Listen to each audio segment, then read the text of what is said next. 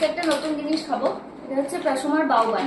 এর আগে তো মোমো খেয়েছি অনেক, কিন্তু এই বাউবান জিনিসটা কি খাইনি কোনোদিনই, মানে বাইরে থেকেও কিনে খাইনি, ঘরে তো খাইনি।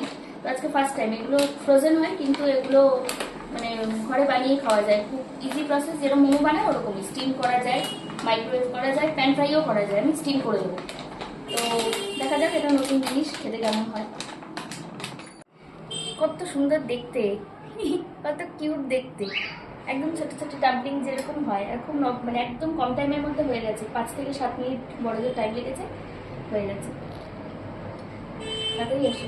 এবার টেস্ট করবো। অসুবিধা না, এই সসটা ওর সাথেই দেওয়া। এবার টেস্ট করবো।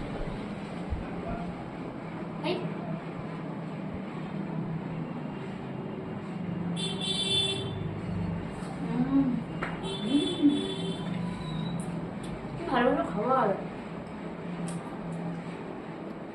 ভেতরে পুরো ঠাসা চিকেন।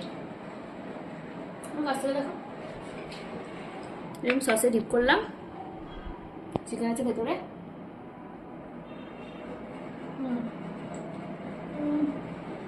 কি ভালো খেতে। এটা হচ্ছে বিবিকিউ ফ্লেভার। 3টে ফ্লেভার আছে, কিন্তু আমি যখন কিনেছিলাম একটা ফ্লেভারই অ্যাভেলেবেল ছিল। এটা হচ্ছে বারবিকিউ ফ্লেভারের।